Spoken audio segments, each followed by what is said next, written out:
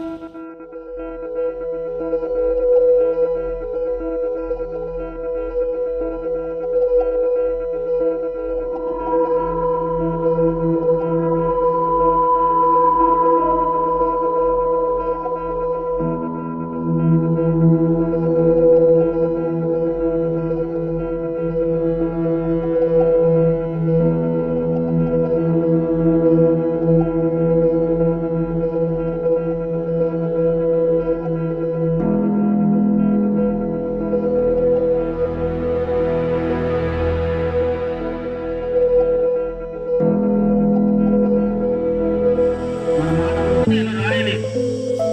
Book నేను రాయలేదంటే ఈ జెండా నేను తయారు చేయలేదు.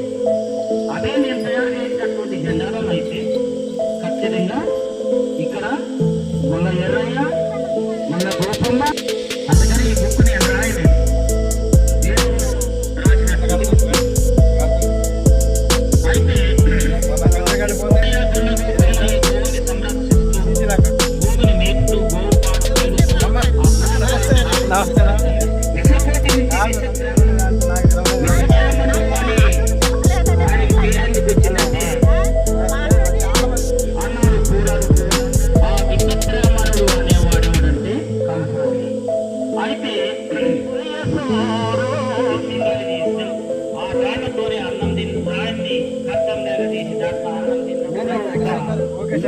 ఏదో ఒక బిందువుని మనం లేదా మనం బిందువు నుంచి అటువంటి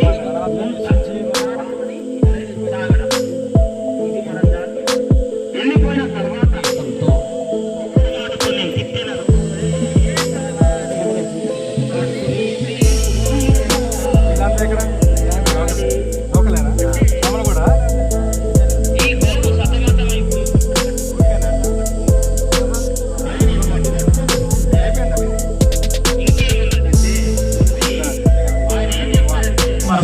వాళ్ళు కూడా ఒక జీవిని పంపుతున్నారు.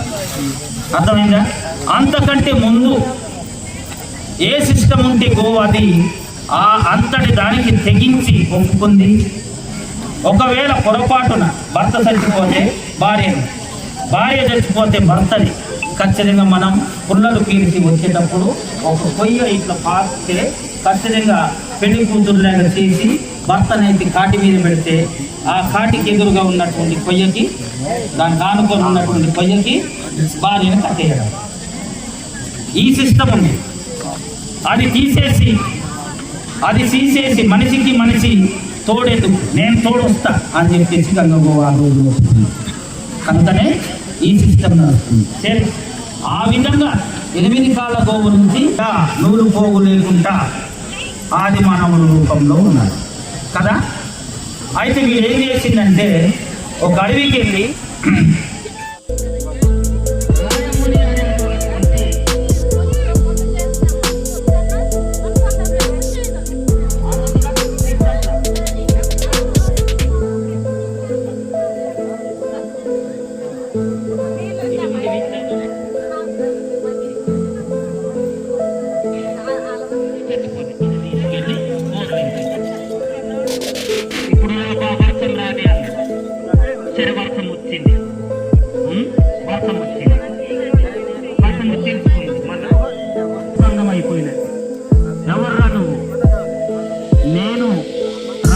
దేవి యొక్క అని చెప్పేసి తల్లిని చంపే అంత గాత చేసినాను. ఇక్కడ దాకా నేను చేరగలిగిన. నేను నీ కొడుకునే అని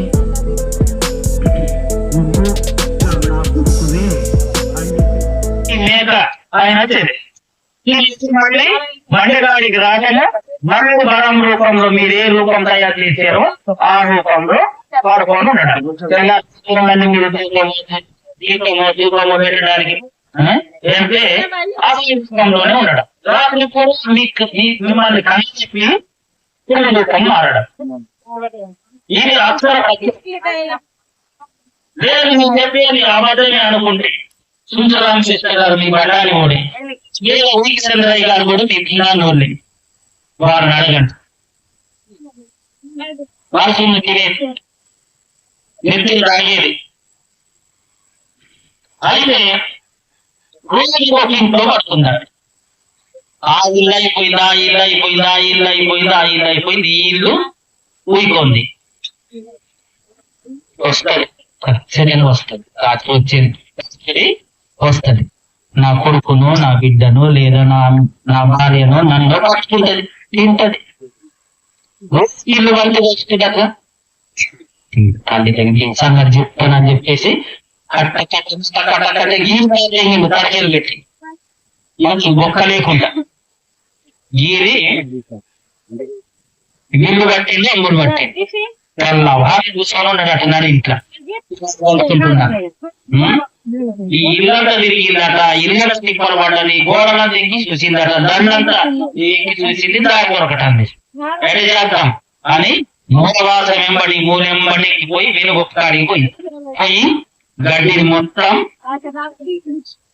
ఇల్లు కట్టకూడదు కానీ గడ్డిని మొత్తం పాయ చేసింది. పాయ చేసి ఇక ఒక్క చేసి తలకాయ సైతం దాకా లోపల దూరిపోయింది. దూరిపోయేటప్పటికల్లా వాడు లెక్క పెట్టుకున్నాడు కాబట్టి మంచి పండు ఈకలు కర్ర, పండు ఈకలు కర్ర అంటే బండసోగా అనే పితకు ఉంటాయి. పండు ఈకలు బండసోగా అనేది కురిమల్ అనే దానికి ఉంటాయి ఎర్ర ఈకలు. ఆ ఎర్ర ఈకలు కట్టినటువంటి కర్ర దాన్ని పెట్టి కొడితే ఖర్చు దిగి గుంటకాలు దిగింది.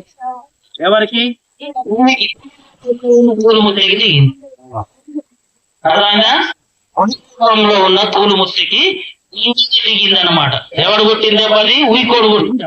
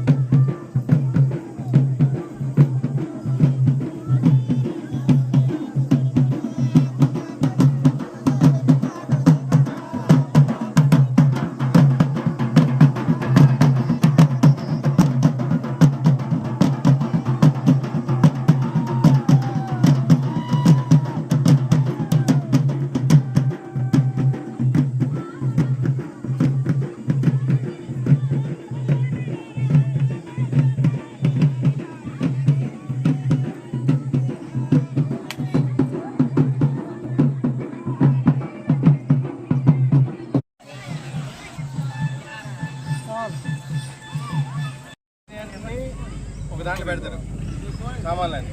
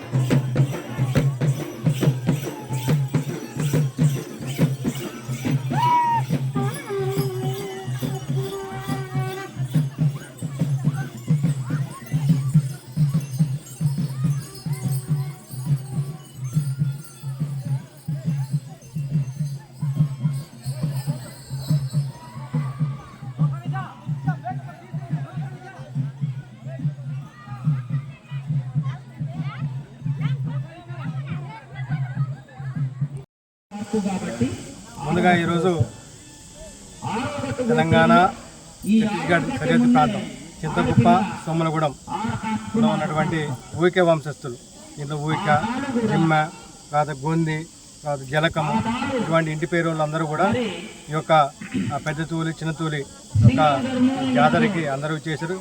ఈ యొక్క 2 రాష్ట్రాలు కాకుండా ఆంధ్రప్రదేశ్ వర్షానికి వచ్చేసారు.